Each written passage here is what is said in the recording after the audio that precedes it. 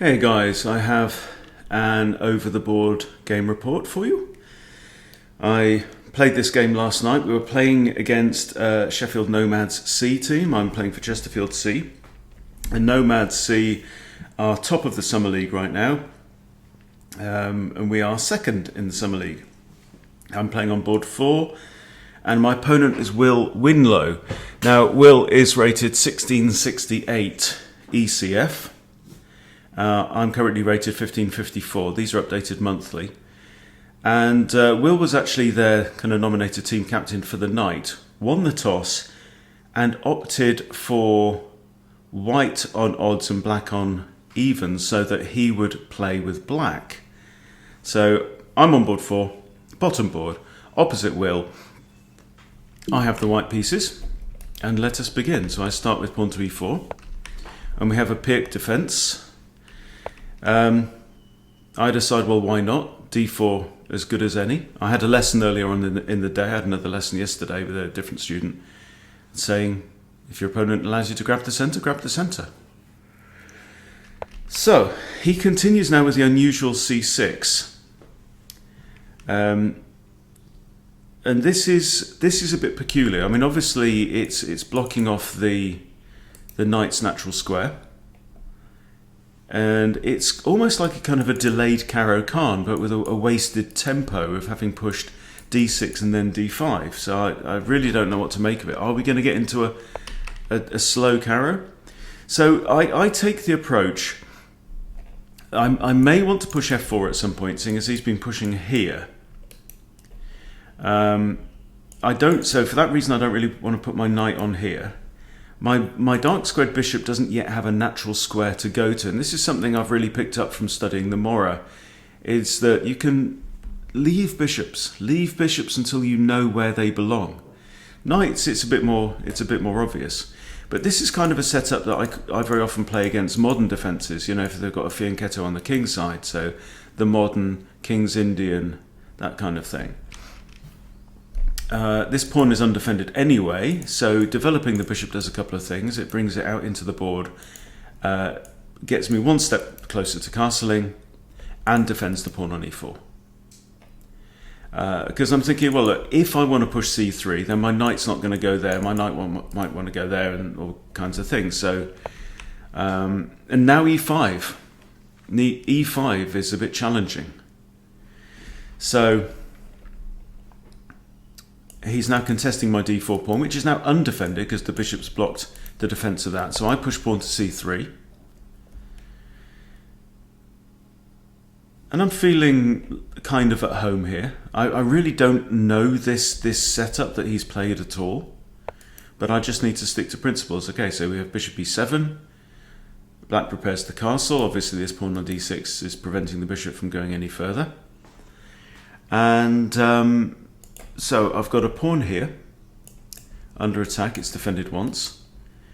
I might very likely now want to put my knight on d2. So my next move is bishop to e3. So I'm going for quite a kind of a solid phalanx of a setup here, with my bishops hiding behind my pawns. Not really in aggressive positions right now, but this is the thing with bishops as well, which is that they don't have to be super aggressive from the start. I don't know, I'm kind of renegotiating my relationship with the bishop right now. Okay, black actually wins 51% from here. What have I got this set to? I'll set it to 2000 and upwards. So it's 48-45 now for white. 48-45 for white. Black does something similar. He plays his bishop to e6. Now eyeing up a reasonable diagonal. You know, this bishop has good view of the board. You can't say that this bishop does. It can't go there or there. It's really only got one forward square it can go to. And this bishop likewise, there's 2 squares it can't go to. It's only, 3 squares it can't go to at all. So my bishops are looking a little bit useless right now. I play knight to f3 now. It was tempting maybe to think about an early f5 push, but also, knight e2 might have been a possibility. And now we're in uncharted territory. Okay, black plays knight d7. I play knight b to d7, so to d2. And I'm just feeling like at this point, keep it solid, Hunty, right? And one of the things I'm really wanting to focus on here as well is coordination. I want to make sure that I keep everything defended at all times and also defended by the appropriate pieces. Obviously, we both have undefended b-pawns right now. Black plays queen c7, so I'm thinking this is signalling long castles, because if he was wanting to be aggressive, he'd be coming out to b6 looking at the b2 pawn. So I decide to pull the trigger and castle short. He develops his knight to f6, and now we've actually transposed to a position that has been seen, where white has won both games from this point.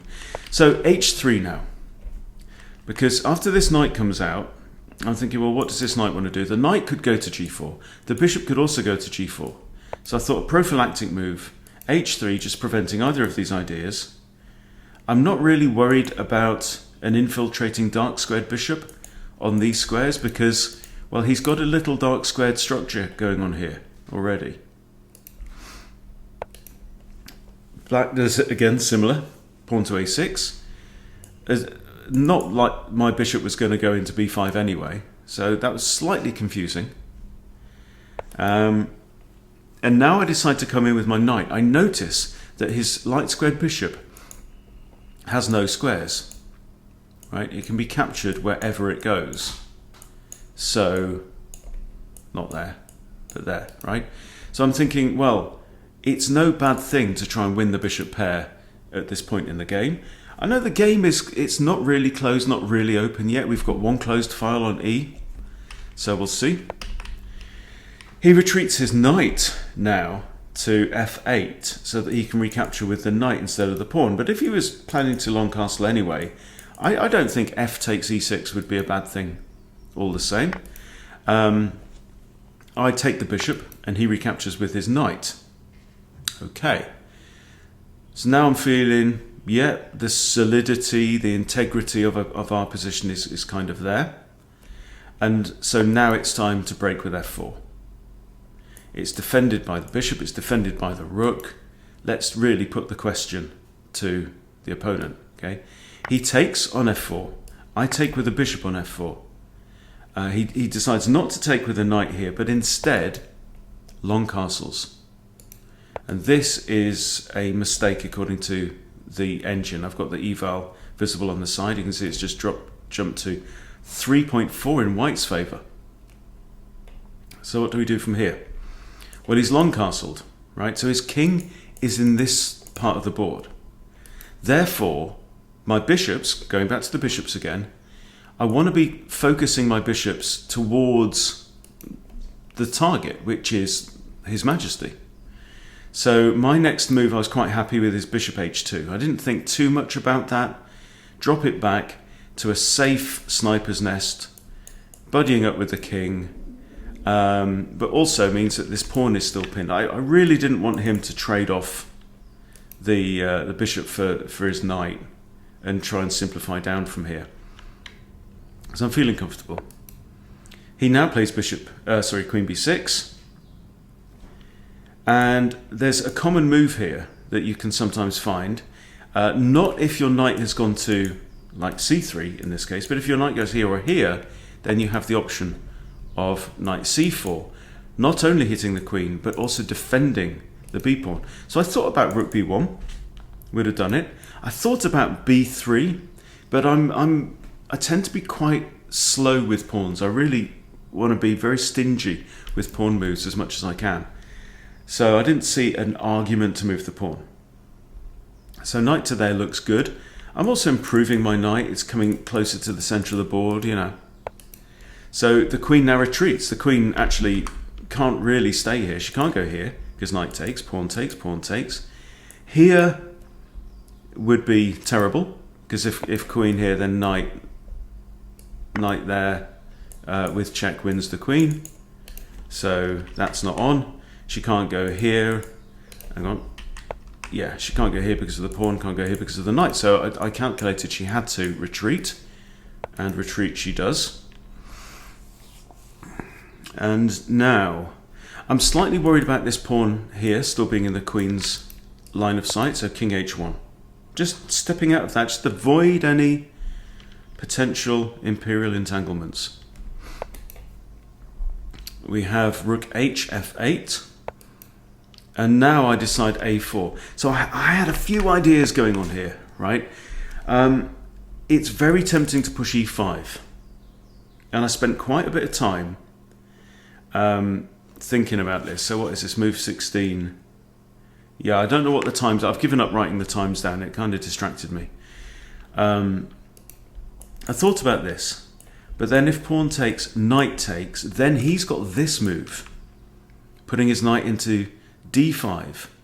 And you have to look at these scenarios and go, well, who's come out better out of that? And I don't think it's me. I can't make an argument why it's me, right? There takes, knight takes, knight takes. And now also my knight is blocking off my bishop as well.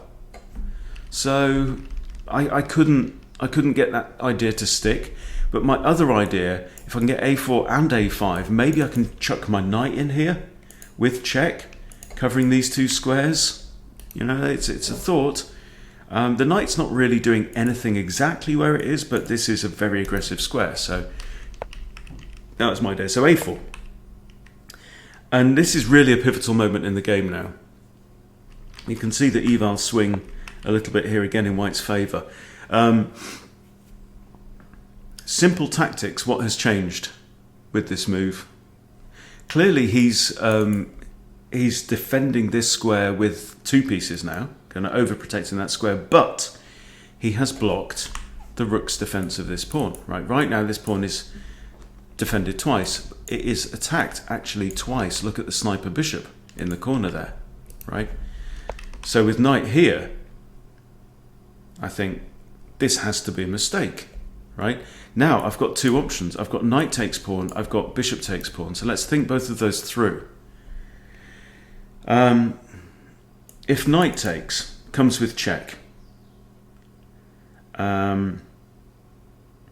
If the king just moves, I'll probably retreat the knight, maybe to here. But the king would have to move to a dark square. So if knight takes here, okay, if the king moves, the queen falls. Again, discovered check by the bishop. So that's good.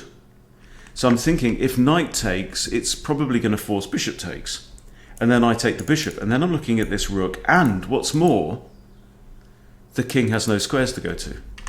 Now if we take the alternative, bishop takes, it's not, yeah, I'm hitting the bishop and I'm pinning the bishop on the rook. So bishop takes, knight takes, king's in check, moves away. And that feels tamer somehow than the other way around. So the move that I play is knight takes with check, more forcing, bishop now takes, I recapture, I've won myself a pawn, I'm a pawn up. His knights have good control over dark squares, by the way, because they're both on light squares. He now moves his rook out of the way to g8, then abandoning the f7 pawn. So I figure it's safe to take the f7 pawn. And now his knight swings back to f8. So there's a discovered attack on the bishop. So e5 now. I've been toying with this e5 move for a long time. I figure it's an outpost.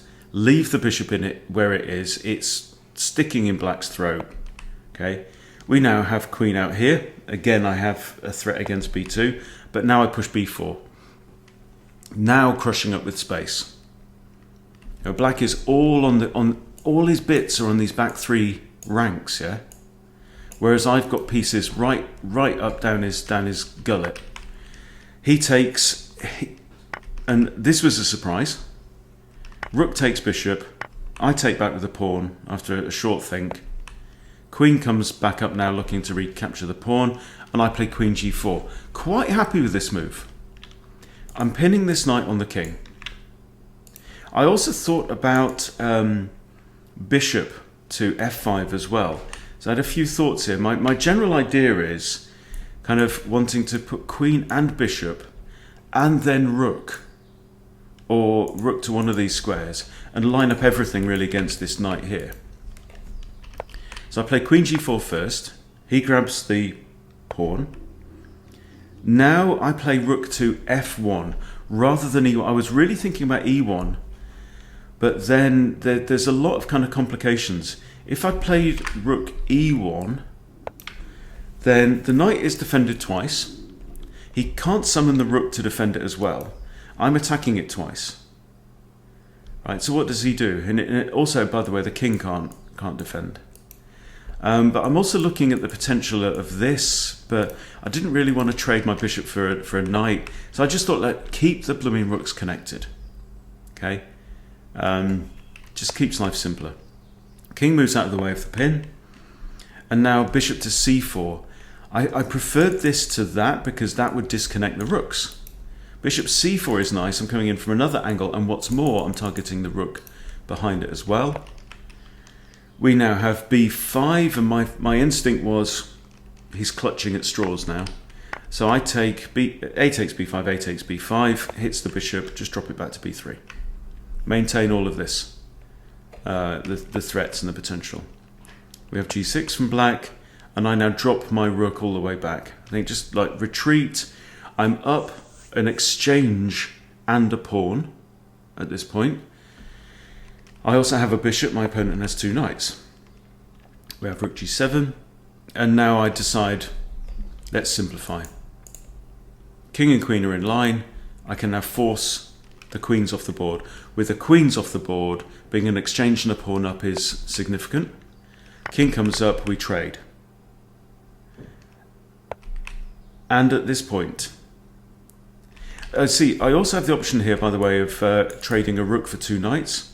And that would leave us in a rook versus rook and bishop endgame, where I'm also a pawn up, which is certainly winning.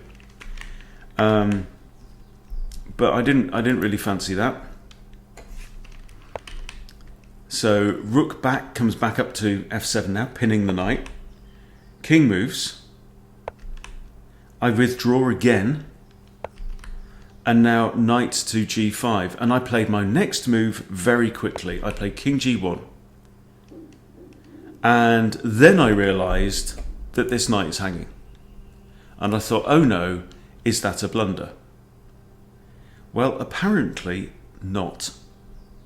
Apparently it isn't. The best move here is actually rook e1 check. The second best move is rook e2 check. The third best move is to grab the knight, believe it or not. And this is Stockfish, Material Girl, right? I played this. The knight moves out to here, and now I play rook e2 check. King comes into the board. I now attack the knight and realise this knight has nowhere to go. It can't go here. Can't go here because of my pawn. Can't go here because of my pawn. Can't go here because rook takes. Okay. Here, it's attacked twice, defended only by the king. Here, it's attacked twice because the knight is on a dark square, right? If I can force it onto light squares, suddenly it comes into view of my bishop. And the knight is actually lost. So he does this, we trade rooks, I take his knight, black resigns. So very, very satisfied with that game. Particularly seeing as my opponent is rated 114 points higher, ECF-wise. I've brought it into chess.com analysis, and 92.1%. One inaccuracy in the game, no blunders, no misses, no mistakes. He made also no blunders, no misses, one mistake, two inaccuracies. So very high quality game. I scroll down to the guest at ELO, it's given me 22.50 for that game. Brilliant opening. 97% in the opening, 90% in the middle game. I mean, guys, and I'm sitting there, I've got a sore foot. You know, I'm not feeling that happy. I'm a bit stressed about paying the rent and stuff like that. And I'm going, I just hope I have a good game. Playing against this, I mean, I didn't know he was a stronger opponent. You should always assume they're a stronger opponent. But yeah, very, very pleased with that. And so, what was my one inaccuracy? F4 at this point.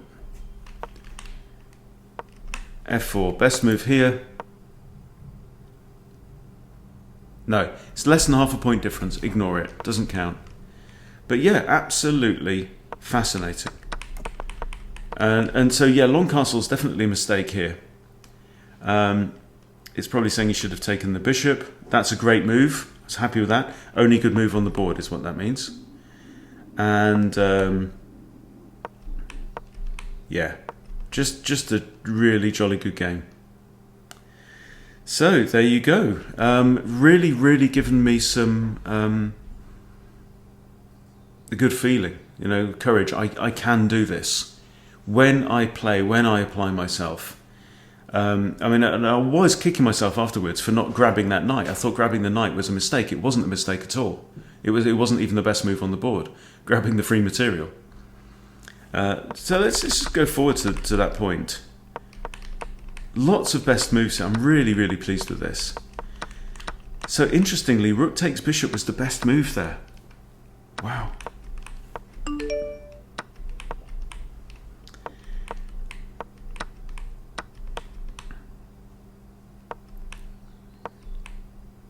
And it's not the fact that you find the absolute best moves on every turn. It's the fact that there's no mistakes.